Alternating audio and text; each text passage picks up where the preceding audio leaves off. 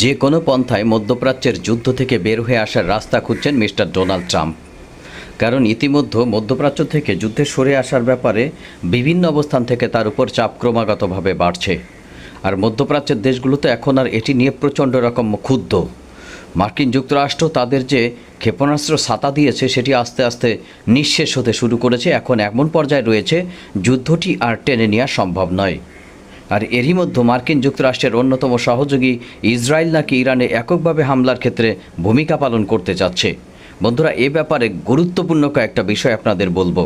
ইরানের পাল্টা আঘাতে মূলত মার্কিন যুক্তরাষ্ট্রের সহযোগিতা ছাড়া মধ্যপ্রাচ্যের এই ছোট্ট দেশটি আসলে কিছুই করতে পারে না।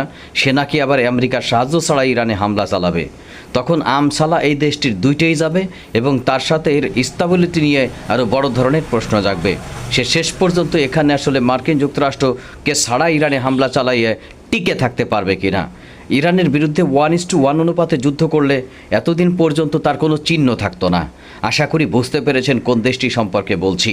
পুরো ব্যাপারটি সম্পর্কে আপনাদের সামনে তুলে আনার চেষ্টা করব। শেষ পর্যন্ত আমাদের সাথে থাকুন বন্ধুরা। তাহলে চলুন কথা না বাড়িয়ে শুরু করা যাক।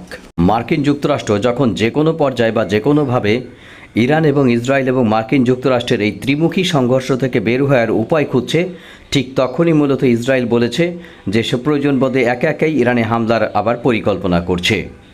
বিভিন্ন সংবাদ মাধ্যমে বিভিন্ন আন্তর্জাতিক যে সকল সামরিক বিশেষজ্ঞরা রয়েছে, আসলে আমার কাছে মনে হয় এটি শুনে তারা হাসবে। কারণ ইরানের অভ্যন্তরে যে কোনো মুভের ক্ষেত্রে আসলে মার্কিন যুক্তরাষ্ট্রই তাদের শেষ এবং একমাত্র ভরসা। বন্ধুরা, শুরু এবং শেষ মূলত মার্কিন যুক্তরাষ্ট্র দিয়েই হয়। সেই ইসরায়েলের জন্য মার্কিন যুক্তরাষ্ট্র তার পুরো সমরাস্ত্রের ভাগাড় খালি করে ফেলছে। এখন সেই ইসরায়েল আবার চাইছে যে কোনো একটি বিশৃঙ্খল পরিস্থিতি সৃষ্টি করে মার্কিন যুক্তরাষ্ট্রকে বা আমেরিকাকে এই যুদ্ধে ইনভলভ রাখতে।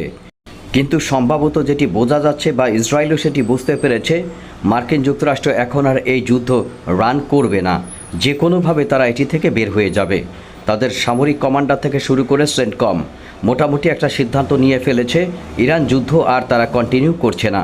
তাদের হাবভাব এবং বর্তমান প্রেক্ষাপটে তেমনই মনে হচ্ছে। বন্ধুরা, পূর্বে তারা একটি শর্ত আরোপ করে রেখেছিল, এখন সেই শর্ত তারা তুলে নিয়েছে। মূলত পারমাণবিক ব্যাপারটি তারা একপাশে সরিয়ে রাখতে চায় আপাতত। যেহেতু ইরানের পারমাণবিক অবস্থানগুলোতে তারা বড় ধরনের হামলা চালিয়েছে এবং তারা মনে করছে ইরান যদি পারমাণবিক কার্যক্রম শুরুও করে তাহলেও তাদের মূল লক্ষ্যে পৌঁছাতে আরও অনেক সময়ের প্রয়োজন হবে। ইসরায়েলের তরফ থেকে দাবি করা হয়েছিল যে এই হামলার মাধ্যমে ইরানের পারমাণবিক সক্ষমতাকে কমপক্ষে 2 বছর পিছিয়ে দেওয়া সম্ভব হয়েছে। তবে এর কোনো বাস্তবভিত্তিক বা নিশ্চিত প্রমাণ কারো কাছেই নাই। ইরান এখনই ইচ্ছা করলে কি একটি পারমাণবিক অস্ত্র নির্মাণ করতে পারে, নাকি তাদের সেই পর্যায়ে পৌঁছাতে ইরান এবং ইসরায়েলি হামলায় যে ক্ষতি হয়েছে সেটি রিপেয়ার করে আরও কয়েক বছর সময় লাগবে। হয়তো এই সময়টুকু নেবেন মিস্টার ডোনাল্ড ট্রাম্প। সুতরাং যে কোনো পন্থায় যে কোনো ওয়েতে যুদ্ধটি বন্ধ করার দরকার। আর ইরান চাচ্ছে যুদ্ধটি টেনে নিতে। বন্ধুরা, মার্কিন ভাইস প্রেসিডেন্ট জেডি ভ্যান্স এক্ষেত্রে গুরুত্বপূর্ণ মতামত প্রদান করেছেন। তার বক্তব্য মতে ইরান এই যুদ্ধটি টেনে নিতে চায়, তারা সমঝোতায় রাজি নয় এমনই মনে হচ্ছে। এখন আমার বক্তব্য মতে যে যুদ্ধটি আসলে শুরু করেছিল কে, তাহলে এত শেষ করার জন্য তারা কেন? বন্ধুরা, তারা এই কারণে তারা যে পরিকল্পনা নিয়ে শুরু করেছিল তাদের পরিকল্পনার সাথে ইরানের প্রত্যাঘাত মেলেনি। তাদের সামরিক ডেডলাইনের সাথে ইরান ভেঙে পড়েনি। তাদের সামরিক হামলার মাধ্যমে ইরানের আকাশ প্রতিরক্ষা ব্যবস্থা এবং পাল্টা আক্রমণের সক্ষমতা শেষ হয়ে যায়নি। এখনও পর্যন্ত মধ্যপ্রাচ্যে যে পরিমাণ জবাব দিচ্ছে সেই জবাব কোনোদিনও এক্সপেক্ট করেনি আমেরিকা এবং ইসরায়েল। সুতরাং যেটি বলছিলাম, মার্কিন যুক্তরাষ্ট্রের অনুপস্থিতি বা সহায়তার বাইরে যদি ইসরায়েল ইরানের অভ্যন্তরে হামলা চালায়, সেটি নিয়ে বড় ধরনের প্রত্যাঘাত যদি ইরান করে, তাহলে এই রাষ্ট্রটি আবারও বড় ধরনের ঝামেলায় পড়বে। বন্ধুরা, অনেকে বলে যে মার্কিন যুক্তরাষ্ট্রের সহায়তা ছাড়া তাদের ক্ষেপণাস্ত্র ইরানের আকাশে ফুটবেই না। তাদের যে যুদ্ধ বিমান, তাদের ক্ষেপণাস্ত্র, তাদের যুদ্ধ করার অ্যামিউনিশন সবই মূলত ওখান থেকে আসে। শুধুমাত্র এই যুদ্ধে এখনও পর্যন্ত প্রায় $17 বিলিয়ন মার্কিন যুক্তরাষ্ট্র থেকে ইসরায়েলকে দেওয়া হয়েছে। বন্ধুরা, গাজা যুদ্ধের কারণে প্রায় 17 বিলিয়ন বা 17 থেকে 20 মিলিয়ন ডলার তারা পেয়েছে। অর্থাৎ মার্কিন যুক্তরাষ্ট্র নিজেদের ট্যাক্সের টাকা, নিজেদের জনগণের টাকা, নিজেদের নিরাপত্তার খরচ না করে বা তার চেয়ে অপর্যাপ্ত সেখানে খরচ করে পর্যাপ্তর উপরে পর্যাপ্ত খরচ করে ইসরায়েলের অভ্যন্তরে। এটি তাদের ভূকৌশলগত অবস্থানের কি সফলতা না বিফলতা এখনও পর্যন্ত আসলে মূল্যায়নের করার কেউ করেনি বা সময়ও আসেনি। তবে এটি পরিপূর্ণভাবে মূল্যায়ন করলে আসলে বোঝা যাবে যে এই ইসরায়েলকে সহায়তা করার বিনিময়ে মার্কিন যুক্তরাষ্ট্র আসলে মধ্যপ্রাচ্য থেকে কি পাচ্ছে। বন্ধুরা, সেটি যদি আস্তে আস্তে ঋণাত্মক হতে থাকে তাহলে সেটি নিয়ে কিন্তু অবাক হওয়ার কোনো কারণ থাকবে না। সময়ের পরিক্রমায় ইসরায়েল মধ্যপ্রাচ্যের এমন একটি অবস্থা তৈরি করতে চায় যেখানে মূলত তার সীমান্ত প্রসারিত থাকবে সেই আপনার স্বপ্নের ইসরায়েলের মতো, সেই গ্রেটার ইসরায়েলের মতো, যে সীমান্তের ভিতর দিয়ে ঢুকে গেছে জর্ডান, ইরাক, সৌদি আরবের মতো দেশগুলো।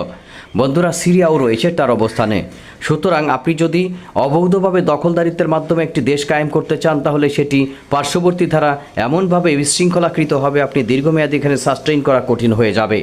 আর এই সিচুয়েশনে ইরান যদি মনে করে যে তারা পাল্টা হামলা চালাবে তাহলে সেই হামলা ঠেকানোর মতো সক্ষমতা এদের নাই। সুতরাং শুরুতেই বলছিলাম যে ইরানের বর্তমান কৌশলগত অবস্থানকে আপনি যদি বিবেচনায় নেন, ইরান আরও কয়েক মাস, বিশেষ করে 6 মাস যুদ্ধ চালাতে পারবে। এবং ইরানের কৌশলগত ব্যাপারগুলোকে যদি আপনি বিবেচনায় নেন তাহলে শুধুমাত্র ইসরায়েলের সাথে ইরান এমনভাবে চালাতে পারবে যেটি মূলত তাকে রিল্যাক্স করে দেবে। অর্থাৎ 1:1 অনুপাতে যেখানে মার্কিন যুক্তরাষ্ট্র থাকবে না সেখানে ইরান এমনভাবে প্রত্যাঘাত করবে যেখানে মূলত সেই আকাশ প্রতিরক্ষা ব্যবস্থা ভিত্তিক থার্ড প্যাট্রিয়ট এবং তাদের ডেভিড সিলিং আয়রন ডোম, এগুলো মূলত জয়েন্ট ভেঞ্চারে নির্মাণ করা। আয়রন ডোম কিন্তু ইসরায়েল একা বানায় না বন্ধুরা, আয়রন ডোমও মূলত মার্কিন যুক্তরাষ্ট্রের অনুদান ভিত্তিক একটা আকাশ প্রতিরক্ষা ব্যবস্থা। সুতরাং এই ব্যাপারগুলো আসলে কতটুকুন বাস্তবসম্মত আর কতটুকুন বাস্তবতা বিবর্জিত সেটি আপনারা সময় হলেই বুঝতে পারবেন। মার্কিন যুক্তরাষ্ট্রের প্রেসিডেন্ট এই মুহূর্তে ডেসপারেটলি সম্ভবত ইরানের সাথে কৌশলগত চুক্তি করার ব্যাপারে অনেক ছাড় দিতে চাইছেন। আর ইরান এই ছাড় নেওয়ার মাধ্যমে আসলে তারা বলে দেবে এরপর যদি হামলা হয় তাহলে যুদ্ধের মাধ্যমে হয়তো শেষ পর্যন্ত উভয়ের ভাগ্য নির্ধারিত হবে। বন্ধুরা, এই আলোচনা খেলার মাধ্যমে সেই 2 বছর আগে থেকেই প্রচণ্ড রকমের হামলা পাল্টা হামলার মাধ্যমে আসলে প্রক্সি যুদ্ধ তো চলেই আসছে। আর মধ্যপ্রাচ্যের দেশগুলোর বর্তমান অবস্থা সেটি তাদের নিজেদের জন্য। তারা যদি মেরুদণ্ড শক্ত করে বলে আমাদের এখান থেকে ইরানের অভ্যন্তরে হামলা চালানো যাবে না, মার্কিন যুক্তরাষ্ট্রকে তারা যদি এক প্রকার বাধ্য করে যে যুদ্ধ খেলা মধ্যপ্রাচ্যে বন্ধ করে তুমি অন্য জায়গায় নিয়ে যাও, মার্কিন যুক্তরাষ্ট্রকে নিজেদের সীমান্তে যুদ্ধ খেলা খেলতে দেবে? কোনোদিনও না।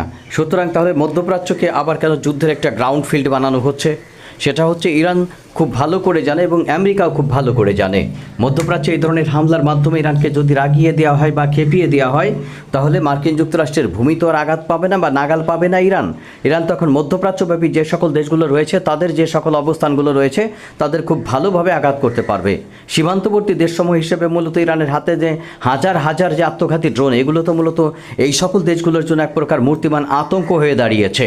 সুতরাং এখানে যুদ্ধবিরতি এক প্রকার তাদের জন্য বেঁচে থাকার অবলম্বন, স্বাধীনতা সার্বভৌমত্বের প্রতীক এবং বর্তমান যে অর্থনৈতিক এবং বিনিয়োগ স্থবিরতা কাটছে না এটি কাটানোর জন্য একটি গুরুত্বপূর্ণ ফ্যাক্টর।